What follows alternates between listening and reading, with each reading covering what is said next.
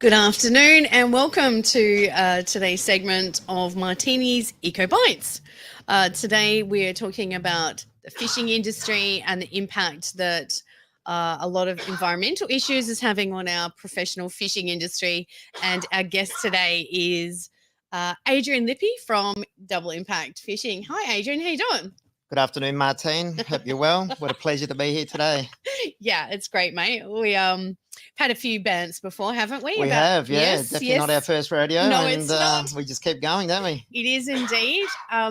Adrian was the creator of those amazing Vikings Go Home flags that we've had flying high all over WA and in the studio. Where is it somewhere? Just up there to your Oh, left. yeah, up the top there. Can't see. It's out of camera at the moment. But today we're talking about Adrian's industry, which is professional fisheries. Adrian, you're a wetliner? Yep, wetliner, yep.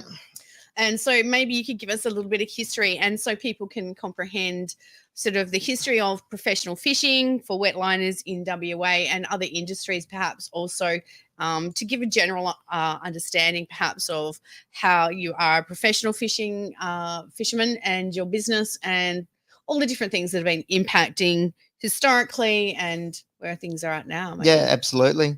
I come from a commercial crayfishing family. Mm-hmm.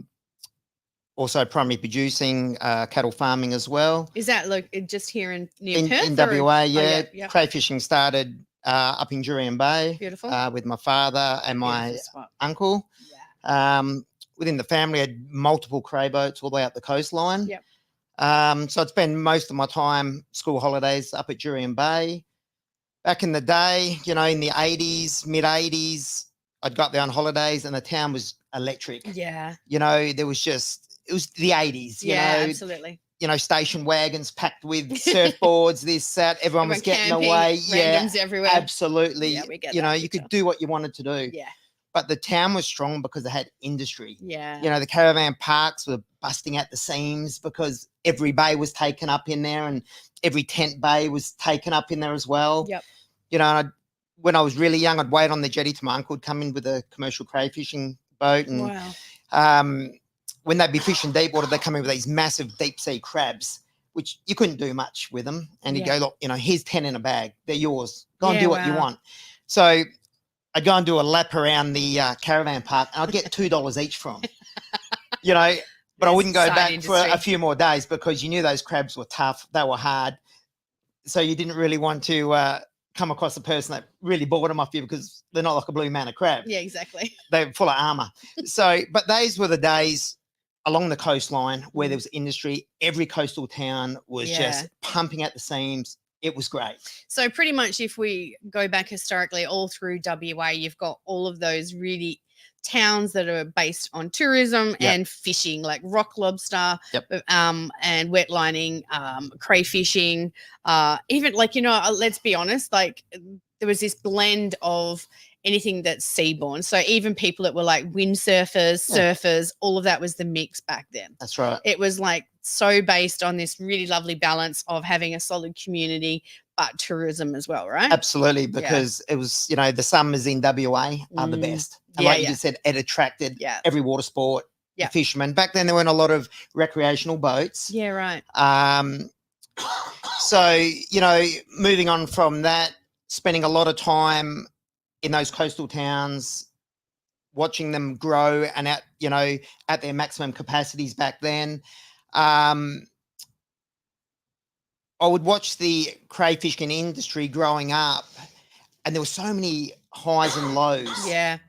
And I've always been the sort of person my whole life, even as a youngster, I would always be in two minds. Yeah. And I would always think, how could that be? Yeah. Or how could a government make those restrictions because it's primarily producing and you guys are there for the benefit of our country. Yeah. You're feeding the nation. And we're feeding other countries. Yeah. We're feeding, Japan and we're China, wherever they're sending them back then. And, they would just, say one country only buys them. And I just think, well, why is that? So maybe you can just give it, for a lot of people that haven't got any idea of what wetlining is, maybe you can give a bit of a description of actually, because we know that you grew up with rock lobster industry as well with your family, but getting into wetlining, what is wet lining. A lot of people are like, I have no idea. Sounds a little bit weird and a little bit, risque.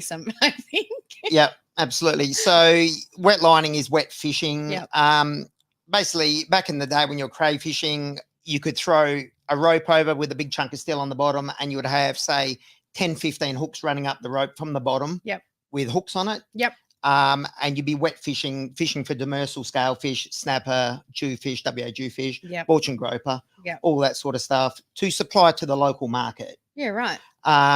So basically, these days, it's all been split up into its own fisheries. Yes. You got rock lobster. Now they can't go wet fishing. Yep. You got the wet fishing industry, which is my industry now. Yep. That's what I do. And then you got all your others branching off from that, your long lining. Yep.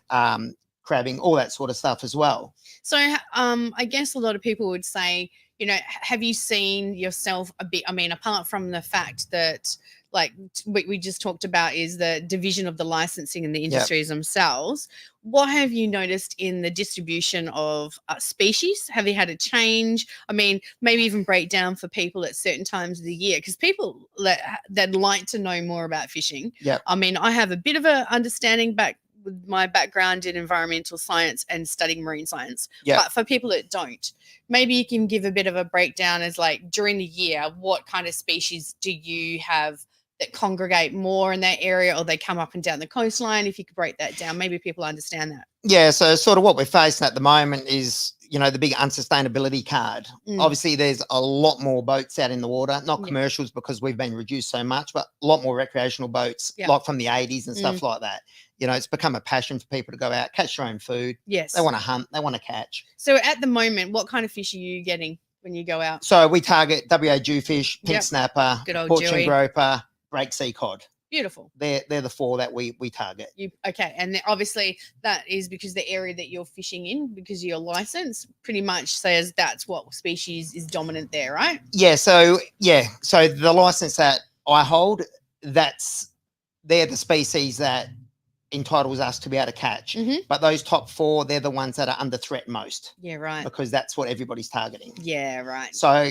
And that's because, how the price of jewfish, if you go and find it locally and locally sustainably sourced. Yep. This is the thing, is like we want it to be sustainable. We want it to be local and fresh. Yep. So unfortunately, this is what we're going to have to pay for, because we're going for quality food.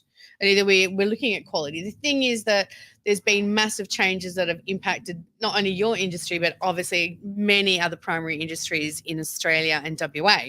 So going back to the licensing, what changes, as you've mentioned, have happened historically, apart from all the fisheries being divided up into wet lining, rock lobster, and now we've also got amazing octopus industry, which is great, a really sustainable, won an award. Yes.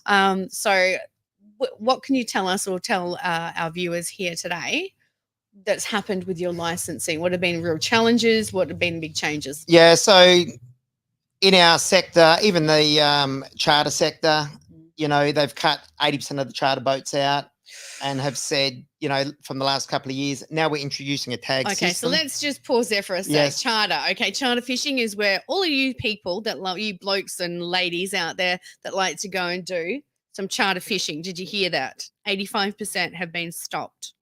That's a massive impact for tourism alone, right? Yep. Tourism, and the fact that these small regional communities along our coastlines here, they would have been owned by obviously small business owners like yourself and others that have lived in these areas for a long time. 85% has a reduction in that. Yep. Wow, that's immense. So which means that people being able to go out, even if they don't have their own boat, but go out and do a bit of a charter for the day, that availability is really dropped down. Which means then, because there's such a small amount that can do it, they can pretty much dominate whatever price they want. Yeah, absolutely. Great. Which then the price for that license, that permit, if it was 90,000, it's worth 10,000 now.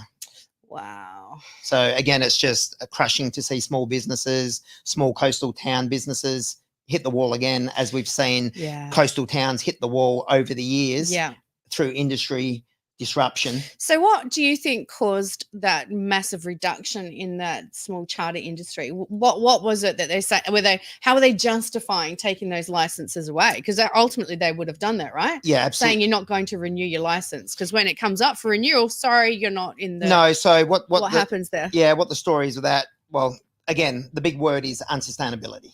Okay. So they're using okay. So we have all of these sustainable practices and this framework absolutely to make sure that we have sustainable fisheries in Australia, but they've used that as a precedent of reducing the licenses. Yeah. And that's a knock-on effect through the whole industry, all industries. When did that start? When did that happen?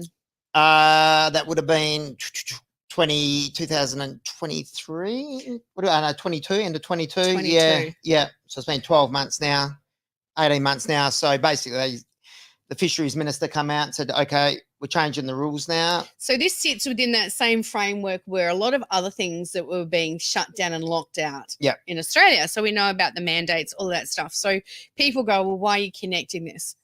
Let's move on from this. If we're seeing that there's a pattern here, I think it's time to do a bit more of a deep dive as to why these issues are connected.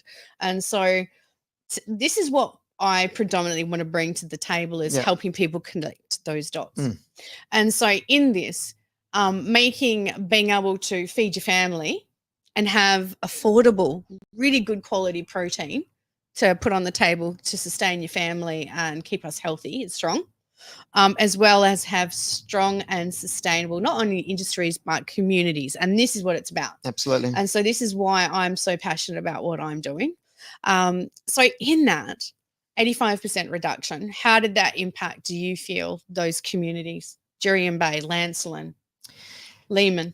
As far as the fishing tour operators in those towns, there was only a few in those towns, but they did a good job. Absolutely. Places like Jurien Bay, because like when I was saying in the 80s, and I'll just quickly go back to that and reiterate, when that industry was there, it was strong. Yes. Then when the bans come in, not the bans, the restrictions come in so hard on the lobster industries, all those coastal towns, north of Lanston, really copped it. Yeah, right. Jurien Bay, there was no industry left. And then when I went back up there about 10 years ago and set myself up there with some real estate and things like that, numbers were just starting to come back. But there wasn't industry, it's retirees. Yeah. They're sort of because that's a gateway for the caravanners to head north. Yeah. Now there's a lot of FIFOs and that getting up there and a lot more wreck fishers. Yeah. But there's still, there's probably 3 of us wetliners up there and a handful of crayfish. Okay. So what we're seeing is that not only is there an impact on recreational fishing because the charters were culled. Yep. Now has there been a reduction in wetline licenses? Yeah, absolutely. How much? Yeah. So, so we work on units, which is 1 unit is 1 hour. Yeah. Used to be 1 hour. Now it's 1 hour's worth 40 minutes. And then how do you go from 1 unit is 45 minutes and not an hour now? That's right, because we don't work in quota. Our quota is sort of in time. So now they're proposing another 10% cut on the 40 minutes again, which so down to 35 minutes. Yeah. And maybe even to 30 minutes. People should be outraged. We are absolutely outraged. Because isn't this going to have a massive effect on how much it's going to cost to buy those fish? Absolutely. People, you need to be on this. Get onto your ministers and get onto the Minister for the Department of Fisheries. Hello. But what people got to understand is, they say, oh, it's commercial fishing. They go out and they do this.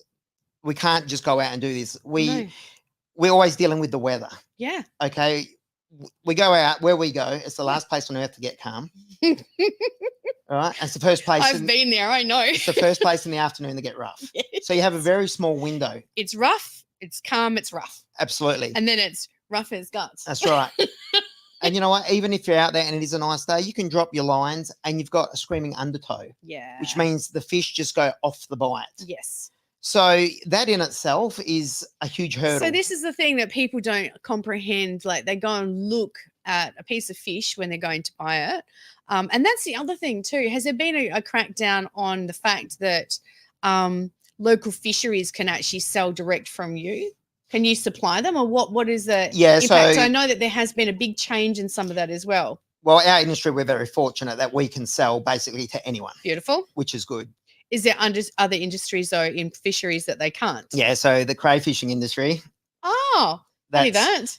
It's heavily policed, and Mhm. it was only since the COVID, since China's not taken the crayfish anymore. Yeah, now they are. They've just Yeah, been now reversed they are last week, again. wasn't it? 2 Yeah. weeks ago? Yeah. All of a good. sudden, they got the appetite back for crayfish, which is good, great for the industry. Absolutely. But even during those times, I think fisheries said, okay, well, we'll allow the commercial crayfishermen to sell, I don't know, 30, 50 or 100 kilos of crays off the back of their boat. Yeah. Which, again, I don't understand. Yeah. They've spent the millions of dollars investing in that. Yeah. So why is it so regimented where they got to sell those crayfish just to a co-op? Or Okay, so this is where we come back to joining the dots about control of where our food source comes from and food source is going to, and what's not only sustainable for the actual industry itself, but what's also sustainable for being able to be available to everyday Australians. This is what has always grinded my gears, is that I've seen the price of fish go up. I kind of worked in that industry for a while,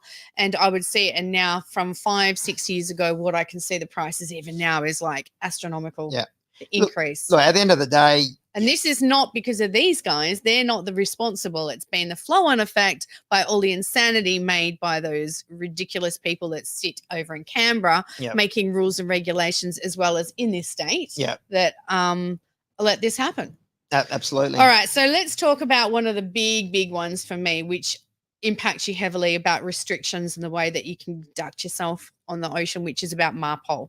So we're going to go to a quick little thing here. And MARPOL, if you'd like to give a bit of a breakdown in a minute, is the regulator for mostly shipping to do with shipping vessels or ocean-based vessels, and they have really strict laws internationally and in Australia. Yeah. So we're going to go to that now. So maybe you can have a talk through what MARPOL is. So this is it implemented in Australia. Yeah. So MARPOL was introduced in the early 70s. It was a convention introduced to keep the oceans free from all pollutions. Yeah, keep them clean and well regulated. Absolutely. The way the ocean should be. Respect it. We don't own it. We don't live in it. Yep. So if we're going to harvest it, if we're going to have an impact, trade across it over the world globe, we got to respect it. Yeah. Totally. Okay. And what lives in that area. So, I mean, anyone who's been to Bali can understand why you have things like MARPOL in place. Absolutely. But then you also see what washes up on the beaches in Bali, because it's surrounded by ocean, and you can see that there are obviously people that are not quite abiding by that. Yeah, absolutely. More the same. We went to Malaysia last year as well. I'm doing a beautiful jet ski tour a few miles off the coast to amazing islands and the rock structures in the ocean where the water's washed under them. Just picturesque, but it's a floating tip. So maybe we can bring this one up. And this is talking about the 6 aspects that MARPOL looks after about pollution. So I don't know if we can bring that up any larger. Let's have a look. Okay, we can't. I'm going to see if I can go through this myself. And so the first one is here is regulation of the prevention of pollution by oil. Yep. That's a good one, because that would include a lot of industries. It's mostly for shipping, but let's be honest, when it comes to oil, let's only have to Exxon Valdez. That's the one that pops into my head quite well. So I'm intrigued how these international regulators or international laws are being implemented. So in Australia, it's AMSA. Is that right? AMSA, yes. Okay. Australian Maritime Shipping Association. So they look after the implementation of the MARPOL regulations and act, right? Yeah. Okay. So the next one is also regulation for the prevention of pollution by harmful substance carried by sea in packaged forms. That's interesting. Oh, sorry, I just skipped there. That was number 3. Then we have we'll go back to number 2. My apologies there. It's like regulation for the control of pollution by noxious liquid substances in bulk Oh, this is a juicy one for us here in WA that we've been up in arms about when we're talking about liquefied green ammonia. Yeah, absolutely. Ooh, we will get to that soon. Because if you're talking about toxic substances, we are talking about instant and total death on aquatic system when it comes to leakage of that. So number 4, regulation for the prevention of pollution by sewage from ships. Yep. So we can understand that sewage. Look, I think that as much as we don't want it in the ocean, when it comes to the hierarchy of what's toxic and has a terrible impact, well, it's not ideal. And we know that people chuck things down into sewage areas that shouldn't be there. So regulation for the prevention of pollution by garbage from ships. Okay. Bali and, as we said, just Malaysia and stuff, we can see that all those islands out there are the congregation areas. So, I mean, I look along our beaches, mostly in Australia, and we have some of the cleanest beaches and oceans in the world. Absolutely beautiful beaches. I would say that I've had this argument, it's a flat out troll fest on Facebook sometimes where some into it. It's not pristine. Our oceans are not pristine. And I'm like, have you traveled much? Yeah, absolutely. Have you actually been out there and seen what the rest of the world oceans look like? Yeah. Because I would say that that we do have the most pristine oceans and beaches in the world. We do. The fact that very limited amounts of things ever wash up. Yep. You may get, clay pot floats and clay pot lids, on a big swell or something like that. But even when we're out there all the time, if there's something, we pick it up, but very rarely you see a cardboard box floating or anything like that. It's very clean. Oh, we know what we would be looking out for, especially, and we're seeing what's happening on the east coast of the USA. Concrete we'll talk bollards. We'll have a chat about that in a minute. Regulation for the prevention of air pollution from ships. Well, I would say that if you're looking at the hierarchy, the way that they're listed, this is indicating what it is. Pollution by oil. Then we've got noxious liquids. Well, I'd say that Annex at 1 and 2 are a bit of a crossover there. Yeah. So that's sort of how it's implemented in a big thing. But also, you guys, you've mentioned before that you can't so much as drop a little plastic lid over the. Now, basically for us, it's zero tolerance, and it's good because we would not want to do that. Of course. To start with. Of course. We're out there to harvest. Yeah. And we're out there to keep the ocean clean. Yeah, exactly. Industry clean, the ocean clean. Absolutely, being responsible.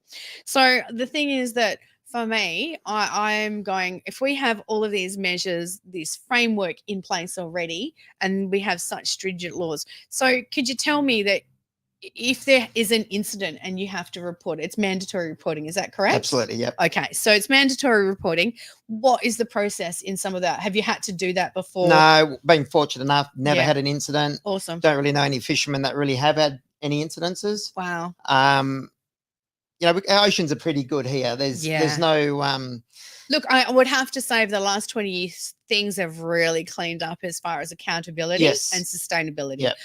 I know that 2 or so decades ago, things were a little bit not so great as far as balance on the sustainability or bringing together the correct information, data, and science. That's right. And that's the thing is that there wasn't enough being investigated to make sure that we had a big overall picture here and how they all join the dots. Absolutely. Yeah. That's the big thing. There's been a lot of better consultation.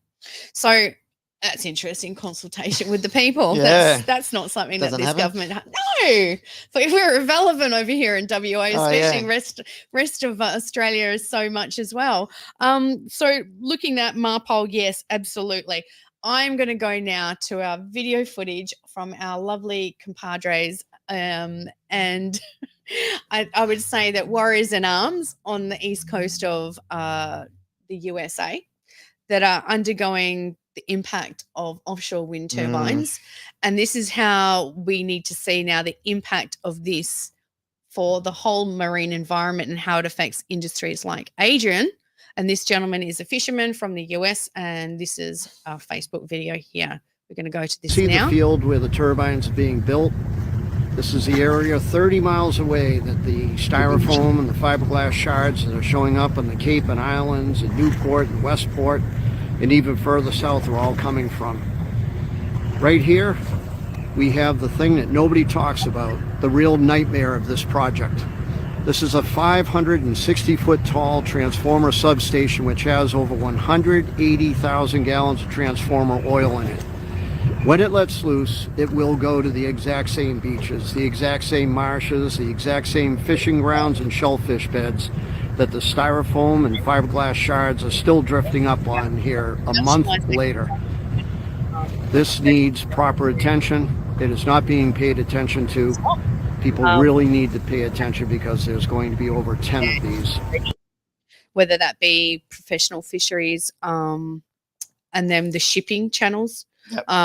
They've tried to account for that. But then, of course, we're talking about the interruption of the whole ecosystem. And this is where we know that ongoing, the multitude of effects that it's going to have on our fisheries is perhaps a diabolical situation. Absolutely. That, yeah, again, no consultation. Were you consulted by the federal government, Adrian? No, you weren't. never, ever. Never, ever. I'm so shocked. Can you see the shock on my face, Adrian? And you know what the thing is too? How many rallies have I been to and done speeches? And for the amount we're getting crucified by fisheries because it's unsustainable, and how many speeches I've done at rallies and invited the Minister of Fisheries. The Minister of Fisheries himself. Accountable, you know, unaccountable times to join us to say, well, it's unsustainable. We can't have these in there because there will be nothing left. Yeah. Just for the record, the Minister for Fisheries, John Punch, has actually put on record in writing that offshore wind turbines are not viable in the foreseeable future. Oh, that's good. So he's made that statement, and yet his entire party is still, and the federal government is still pushing forward. The impact that this is going to have, this industrialization of our oceans, because the thing is, it's just not offshore wind.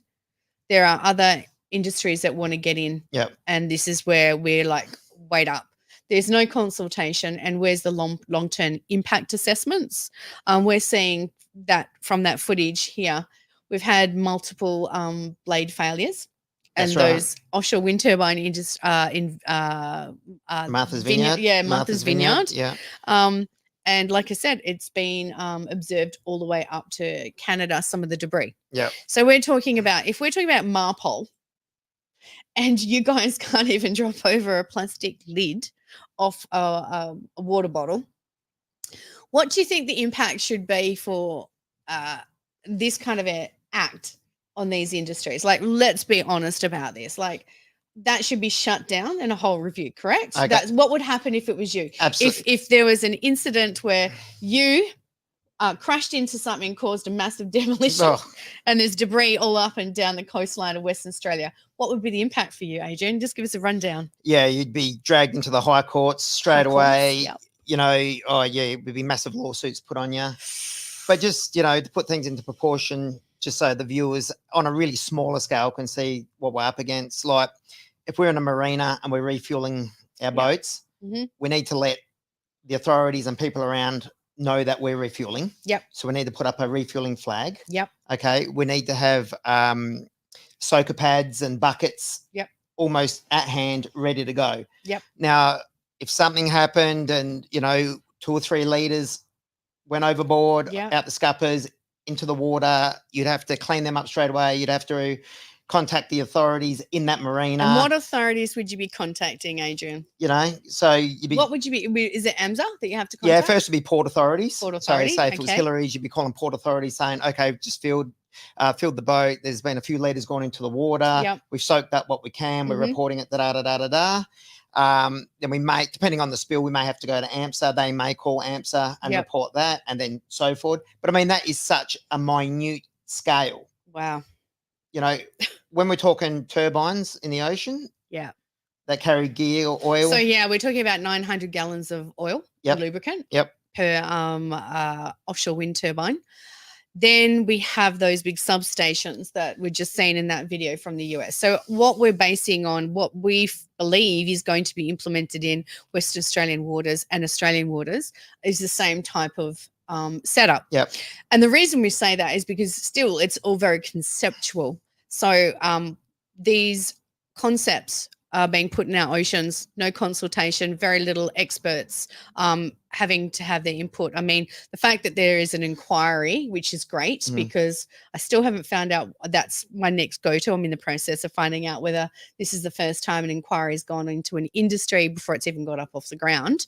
We're going to just show a quick map. It's a very basic map, but this map of WA is going to show all the areas where there's proposed offshore wind turbines.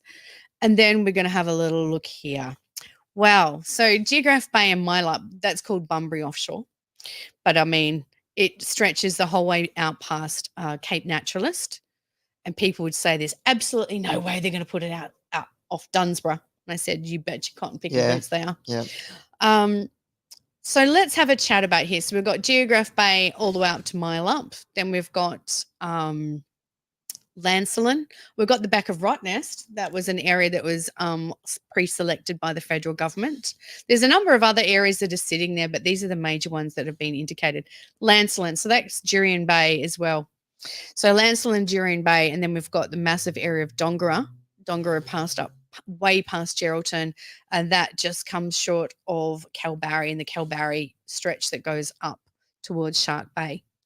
Now, all of those areas, let's have a chat about the fishing industries along there. This is, I would say, what percentage by looking at this would be a capture of the professional fisheries in WA for rock lobster, wetliners. So we've got octopus industry. And what other industries do we have out there as far as fisheries? So you'd have your commercial crayfishing. Sorry, there's squid. Your squid, yeah, they're more of a inshore sort of thing. Yeah. But would this be the take zone that goes from Cape Naturalist up just past Kalbarri? How much of the percentage there would you say is the areas that we take fish from, or our protein sources from the ocean? Yep. How much of percentage do you reckon in those zones? Is that area cover maybe about 50, 60, 70%? Yeah, absolutely. Okay. Yeah, yeah. So this is where we're really concerned. This is what we've had a chat about That's before. right. And I do go and mention this a lot, because when you're having massive impact on species and we don't know what the long-term impact is going to be. So cutting through reef systems and segmenting populations, Yep. Restricting their movement along and impacting the way that the currents flow. You just said that. That's right. The currents need to flow a certain way so that all the species can migrate, mate, molt, and spawn in the way that they need to. So we know that by having impact on all of this, is going to have an impact down the line about how much you can catch, where your catch rate is going to be impacted, what zones you can go into. Do you think there could be more about restrictions going on here? Because for me, it was like there was like flashing lights going off, not just visualizing those flashing lights in the ocean at night from those offshore wind turbines, but also flashing lights in my head going, I have a problem here, Houston, because I think that what we're going to see is that you guys are going to be restricted to the areas that you can get access to. And not just that, but we know that the impact of high voltage underwater cables. We go on and on and on. And then there is the pollution factor. So if we're looking at all of that, what are your concerns as a professional fisher? Well, another really big one is the turbines are direct cooling. So, you know, they're like an outboard motor. So direct cooling means that they take cool water direct from the ocean and they dump it straight back into the ocean. Absolutely. Yeah. So when you've got 8,000 square kilometres of these things, you're going to raise the water temperature by 4, 5, 6 degrees. Yeah. Okay. I might be incorrect, but the salinity level increases also on the outtake. So, so you're going to have a change in salinity. Yeah. So, I mean, like in the 80s, you know, there was documentaries in Africa, and you only got to Google it, you know, crayfish beaching themselves in Africa, and it will come up. And the beaches are full. There's millions and millions of crayfish just piling up on top of each other. And it's because the ocean temperatures rise about 5 or 6 degrees. Wow. Taking the oxygen out of the water. Yeah. Okay. So that's another thing that offshore wind turbines do, is they actually deoxygenate the surface water.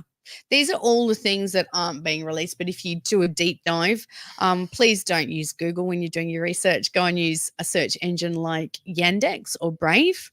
There's a number of others that are out there that aren't going to be heavily censored with algorithms. Yeah. I always try and use Yandex because even though the algorithms are still sort of a little bit active, they don't fully block like they do here in Australia with Google, Chrome, that kind of stuff.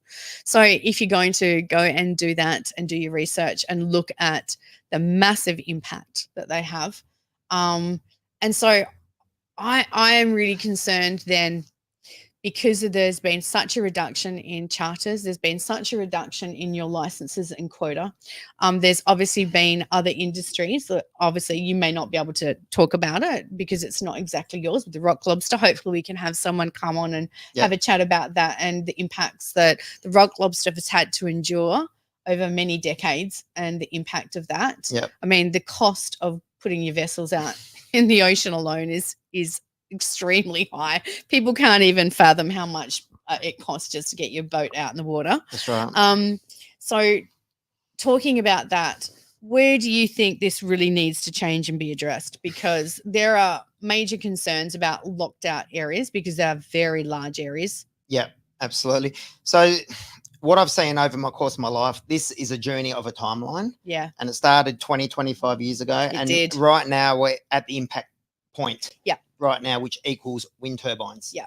So when I was saying about Jurien and all those coastal towns, you know, thriving in the 80s and they're not, it's because the restrictions were so hard, the fleets were getting reduced. Yeah. And obviously they're getting reduced for a reason. Of course. And right where we are now, it's very evident. You can see it very clearly that all commercial fishing is fading out. Yeah. So, and there is such a push by individuals that's supposed to be looking after your industry saying that's no longer sustainable. Well, we have got footage after footage after footage, especially in the Geograph Bay area and up and down the coastline, saying that this the population has increased from so many endemic demersal fish. Like we have got jewfish numbers that are off the charts and they're big too. Yeah, and they're all schooling down there and you know, the schools are 40, 50 in a school.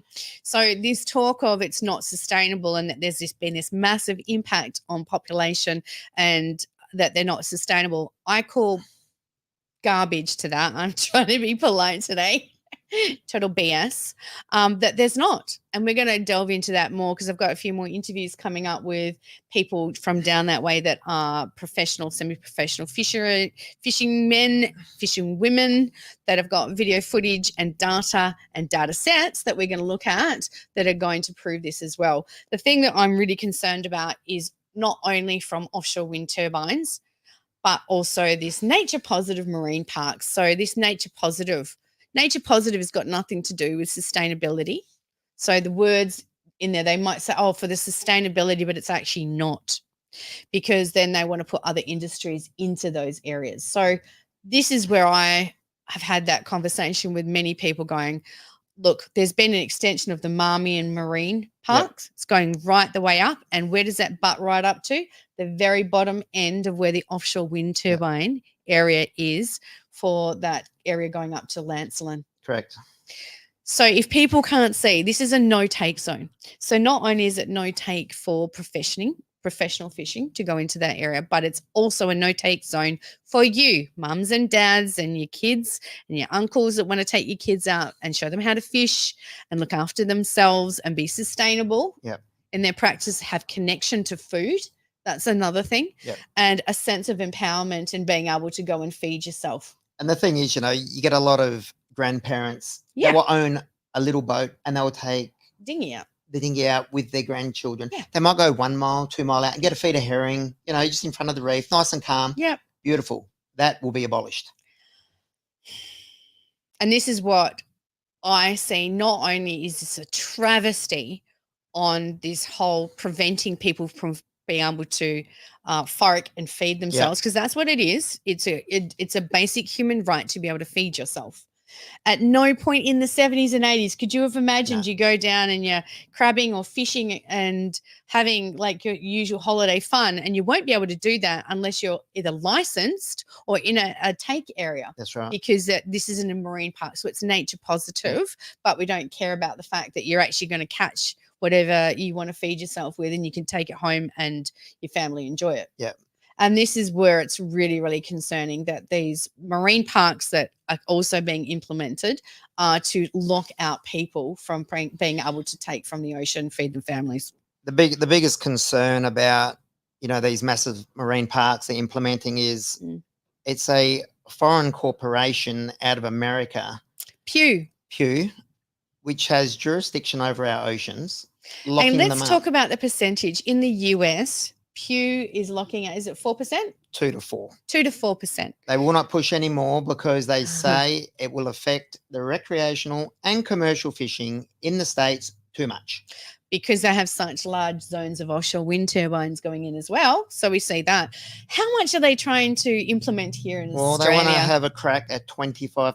25%. Of our waters. 25% of our oceans are going to be locked off for mums and dads and families and grandparents that want to teach their grandkids and their family members how to feed themselves, to prevent them from having the right to go and get food.